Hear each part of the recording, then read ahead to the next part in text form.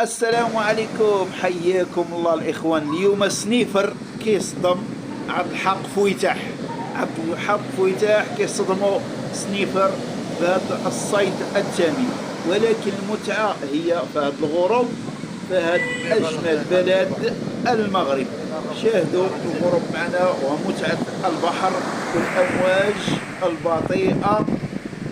ها سنيفر كيستعد باش يحصل على الغنيمة ديالو. هذا هو سنيفر كيستعد جوج ديال السنارات وحصل على أجمل حوتة في هذه الليلة.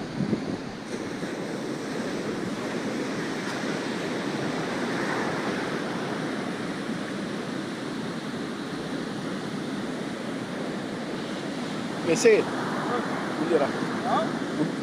لا لا. اه